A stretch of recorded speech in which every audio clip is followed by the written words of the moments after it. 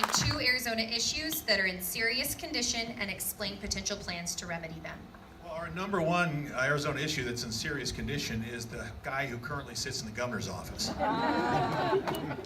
He believes that there's not enough money for more than 0.4% teacher raises. That was his proposal, $15 a month before deductions.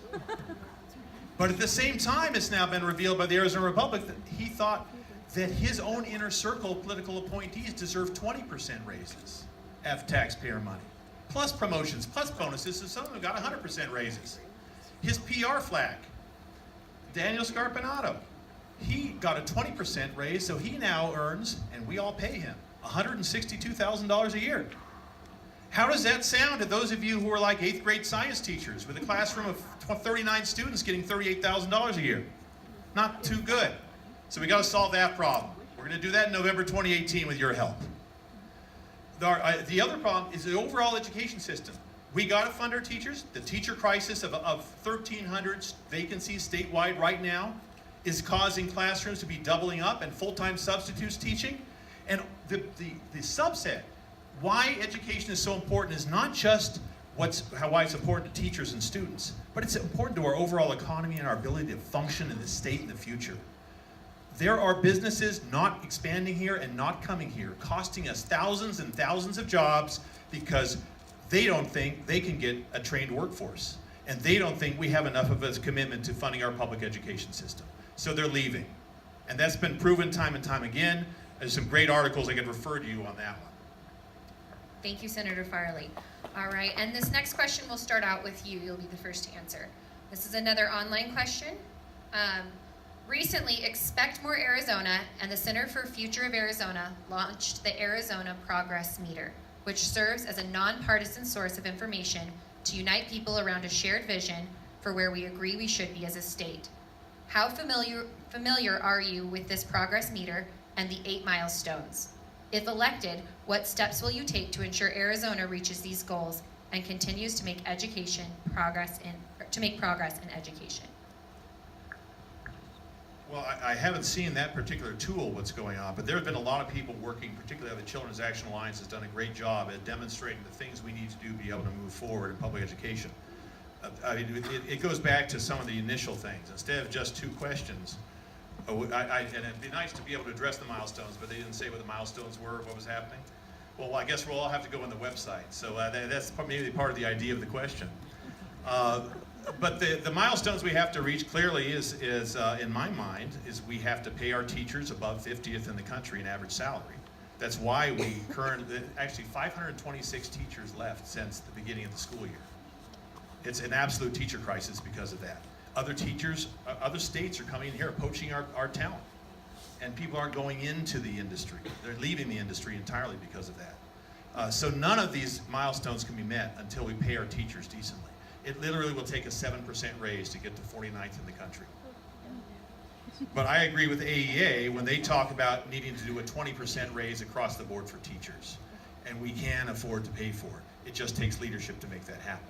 Once you have teachers and you train them well, and then you trust them to do their job well and give them autonomy in the classroom and set up their schools the way that they know they can set it up in order to reap the best outcomes for their students, then you will be able to settle whatever milestones people are coming out there.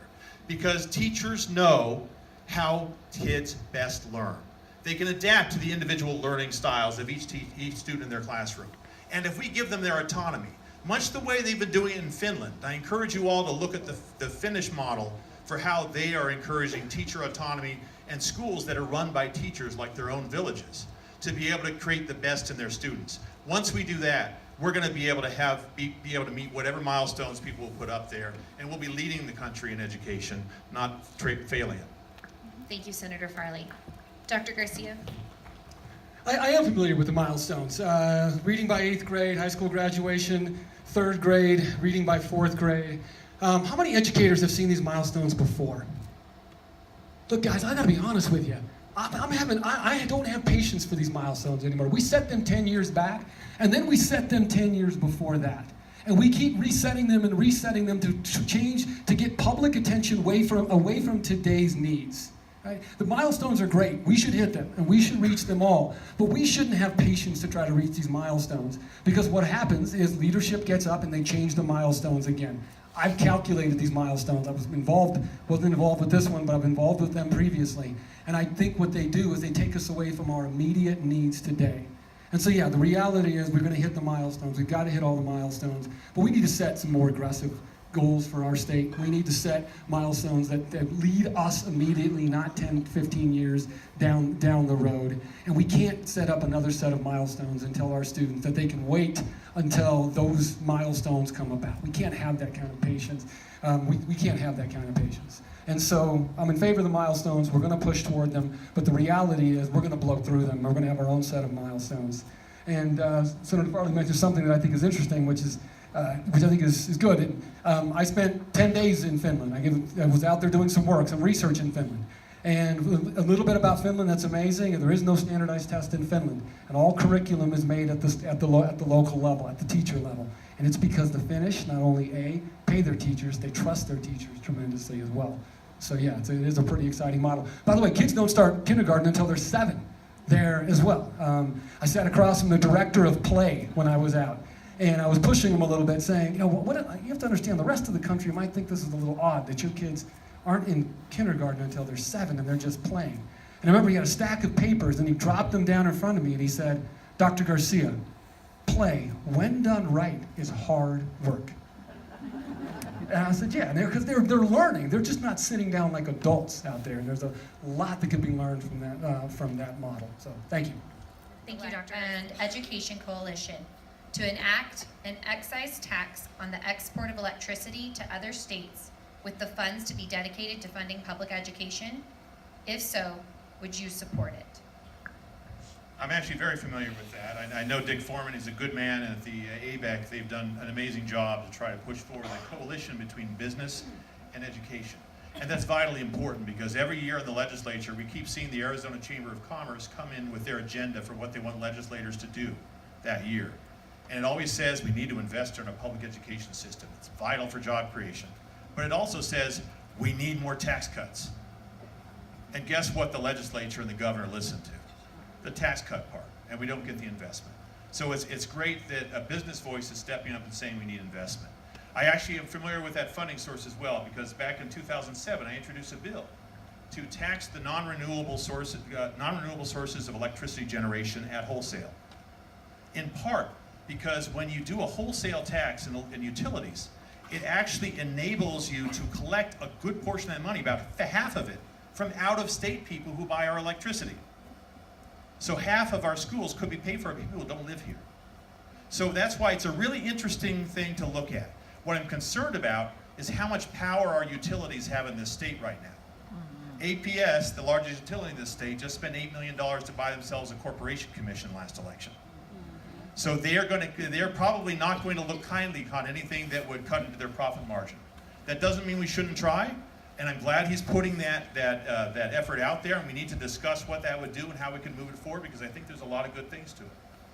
But at the same time, let's make sure that we can get past our utilities and get that through, if that's something that would work for us. Thank you, Senator Farley. Yes, I'm very familiar with it. I've worked with Dick on this proposal through ABEC. And I think this is part of a broader question, folks, of getting more diversified with respect to our revenue sources and taxes. Dick's idea is an intriguing idea because it is taking advantage of one of Arizona's most plentiful natural resources, and that's the sun, and generating power that we sell off to other states. It makes a ton of sense. I'm not as concerned with APS. We got to be ready for APS to come at us full bore, so we might as well give them something to worry about, something to fight about if we're gonna have to battle with those guys anyways. But I think this is part of a broader conversation, and if you talk to the full proposal that Foreman has, it's really about diversifying our tax base in this state so that we are not as heavily reliant on sales taxes, which we largely are here in Arizona, and put together a portfolio that has excise taxes, that is limiting our sales taxes, and is looking at other sources of revenue as well, reworking income taxes, for example.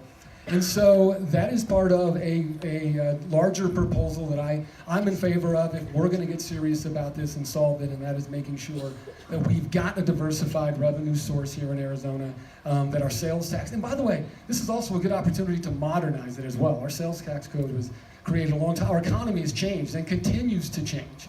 One good argument for redistributing initially or just fundamentally those amounts is just to catch up with the economy we have right now that has fundamentally is changing basically every few years, and we got to make sure our tax system follows and is consistent with those changes. Thank you, Dr. Garcia. All right. Tax dollars to fund private and religious school vouchers, despite the harmful impacts on our public education system. What is your position on vouchers, and what will you do as governor to support that position? We're against them. I'm against them, period, and we're going to roll them back. We're going to get rid of them. It's that simple. Against vouchers, period. And we're going to get rid of them. And it's vouchers, but it's more than that. It's also tax credits, folks. We have a lot of money leaving the public education, the system going elsewhere. We have a tax credit system that is fundamentally inequitable, right? Yes, the voucher system, we have money exiting, but what's more important than that is it's inequitable. We have tax credits. How many of you familiar with your school tax credits? Guess what? No surprise, rich schools get more than poor schools. And the legislature in D.C. turned the other cheek. If we are going to get serious about that, we've got to close that one as well. In addition to money leaving in tax credits, by the way, with school tuition organizations that allow people to designate money to each other. Yes, it isn't quote unquote official, but it happens all the time. Let's make that illegal. And let's make sure that those dollars that are leaving public schools right now are leaving the general fund right now, are back in the general fund so that we can fund public education. Look, I jumped in this race because Governor Ducey passed the voucher bill. That's the reason I jumped in this. Because you guys know I ran for state superintendent last time, right? Good, and I wish David the best of luck, but I'm not into administering a law that I'm fundamentally opposed to. I'm in this thing for a good fight. And as soon as Doug Ducey signed that bill, I knew the fight wasn't with Diane Douglas at the superintendent's office. The fight was with Doug Ducey at the governor's office. And so this is my issue. This is what we're looking forward to winning and changing right away. And we'll make it absolutely clear that we're going to end that. Thank you. Thank you, Dr. Garcia. One of the most shocking things I encountered when I first started to serve in January 2007 in the Arizona House was the vouchers and the way that my colleagues on the Republican side were talking about public education. They didn't call them public schools, they called them government schools, as a way to say that that's not something we should be paying for. And that's the attitude that they went all along. They started out the voucher system with an effort to just say, oh, it's just for a few special ed kids in very, very small amount of cases who couldn't get what they needed at a local district school. And I made the argument right away, well, wouldn't it be better to just make sure that we funded special ed fully at public district schools? So all kids could get that? Well, sadly, that wasn't listened to by the majority or the governors as they kept expanding this every step of the way. And actually, back in 2007, I haven't been able to find it because they deep-sixed it, but the Goldwater Institute had a 5-step guide for privatizing public education, and the vouchers were the beginning. And we've seen that carry out all the way. And the ultimate end of it was when Governor Ducey came out and said, I'm doing vouchers for all this year, and stealing $5,400 per kid from a local district school and giving it unaccountably to a private school, presuming the parents could pay another $10,000 to $15,000 a year it cost to go there, and then he went all for it. Well, the fact is, Governor Ducey wasn't doing that for us. Governor Ducey was doing that for his friends in Washington, D.C. He got 3 congratulatory tweets when he signed that bill. And I fought with every bit of my soul against that bill on the floor, and you should watch the tape. He got 3 tweets from Jeb Bush, from Betsy DeVos, and from Governor Norquist, the guy who said we should shrink government to the size we drown in the bathtub. He's not governing for Arizona. He's governing for his friends in D.C. And when I'm governor, I will be rolling back the vouchers. Thank you.